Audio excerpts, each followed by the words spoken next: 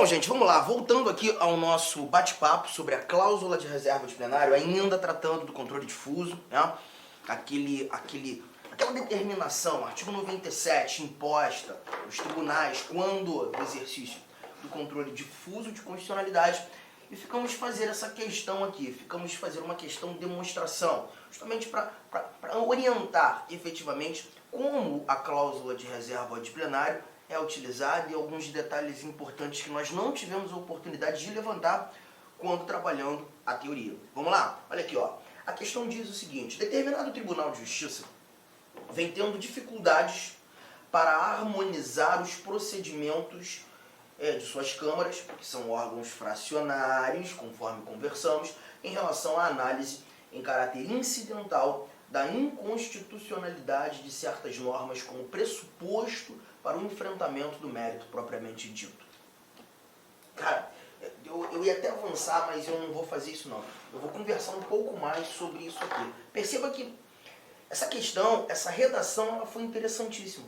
Ela disse pra gente que o TJ, o tribunal, está tendo dificuldades, né, juntamente em decorrência da atuação de seus órgãos fracionários, daquelas várias turmas, em relação à análise, olha agora, em caráter incidental, ou seja, em sede de controle difuso, da inconstitucionalidade de certas normas, como pressuposto para o enfrentamento do mérito propriamente dito. É lembrar, gente, que quando a gente está tratando de controle difuso, a ação não nasceu para o controle.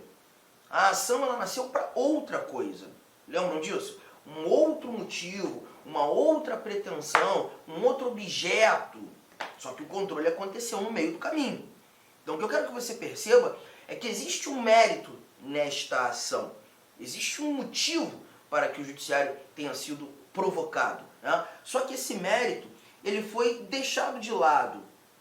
E aí, nesse primeiro instante, há necessidade de se resolver a discussão sobre a constitucionalidade da lei para que em momento posterior se enfrente o mérito propriamente dito. É o que ele está dizendo aqui, ó. Olha que barato.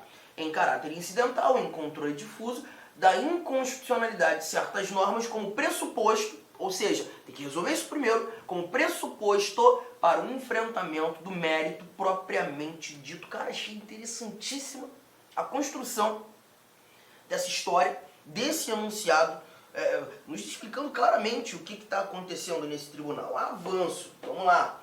A presidência do referido tribunal manifestou preocupação com o fato de o procedimento adotado por 3 dos órgãos fracionários estar conflitando com aquele tido como correto pela ordem constitucional brasileira.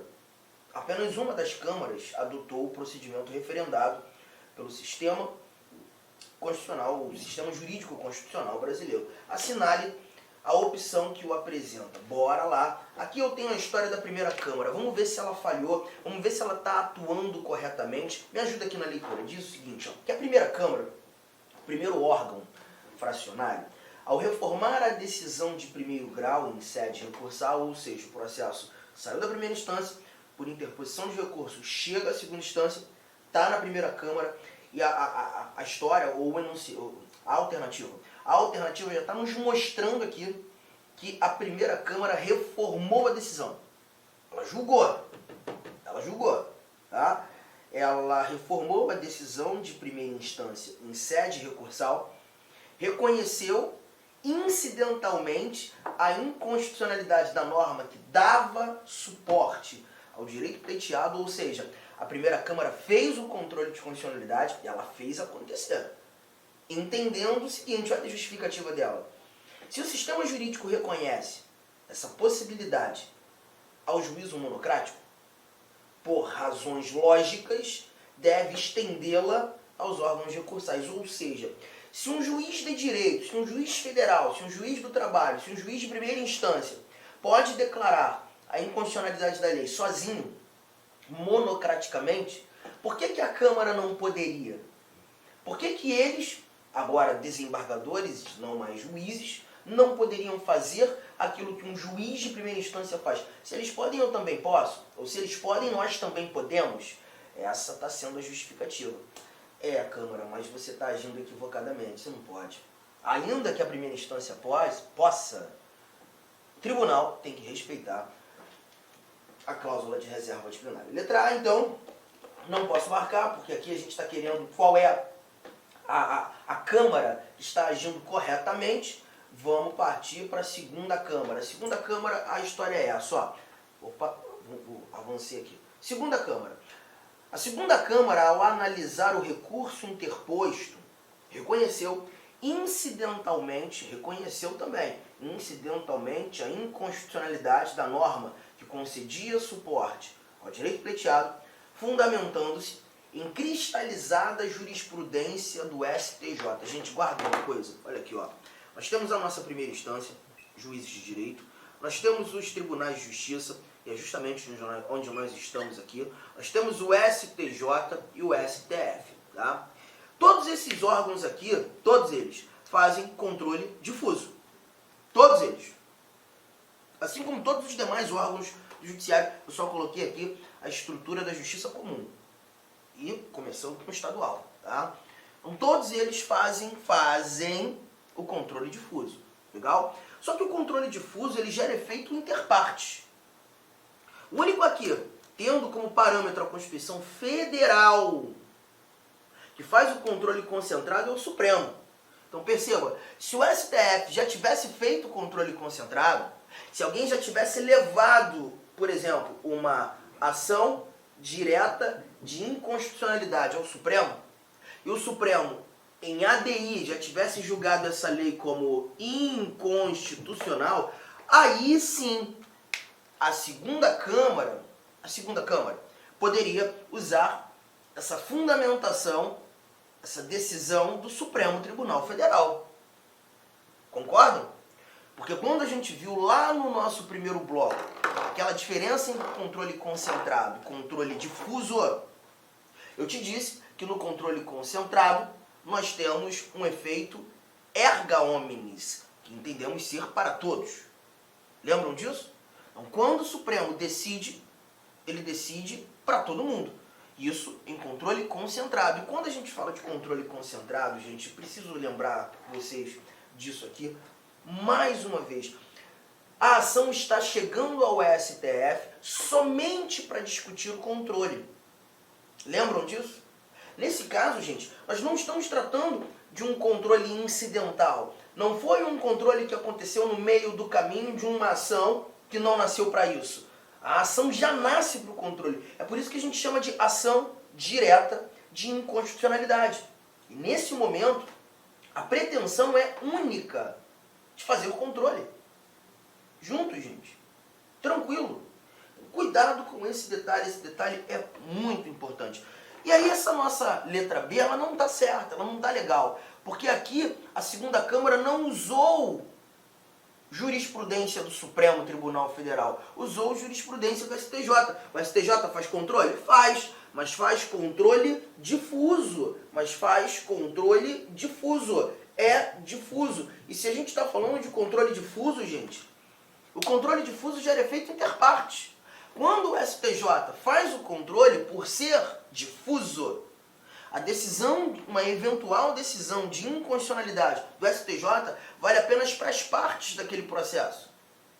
Apenas para as partes do processo que está no STJ.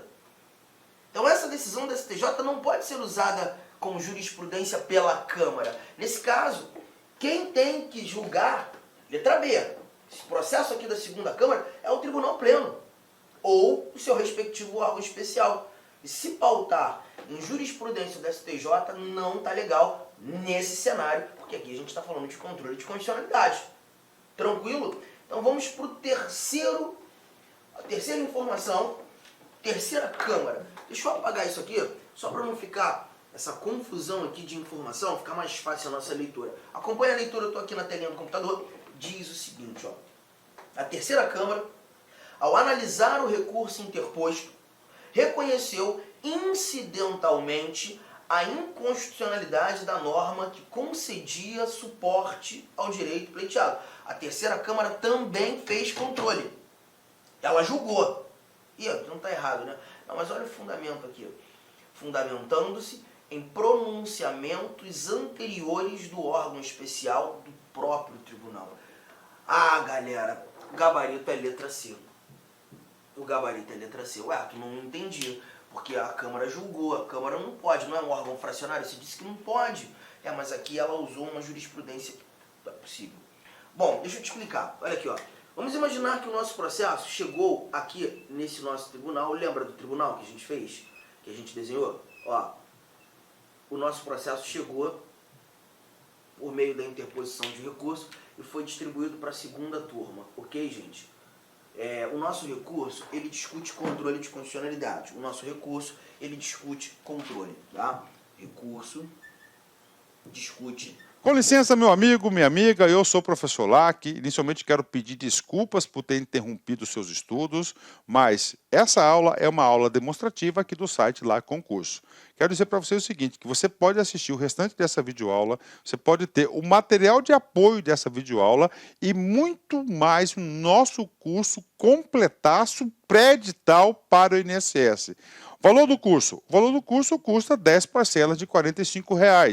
E nós temos uma promoção. Essa promoção aqui, até o dia 3/6, ela custa 10 parcelas de R$ 30, né? Mas vamos fazer o seguinte, você que está assistindo esse vídeo, até para prestigiar, até uma forma de amenizar aí a interrupção do seu vídeo, você vai falar o seguinte, olha, você vai entrar em contato, você vai clicar aí, tem um link aí do WhatsApp, você vai falar o seguinte, eu quero a promoção, eu quero o código promocional do curso pré-edital do INSS que o professor Lac falou no vídeo. Então tem um link aqui embaixo, tá? Tem um link aqui embaixo de um WhatsApp, você vai direto para o atendimento. Lembra-se que o atendimento tem horários comerciais de atender e ali vai te fornecer um link para você pagar aí 10 parcelas de R$ 30.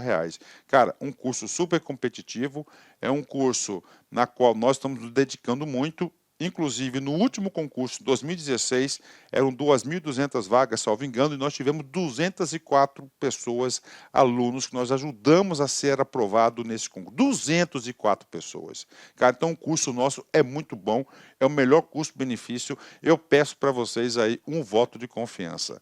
Meus amigos, um forte abraço, espero vocês. Tchau, tchau.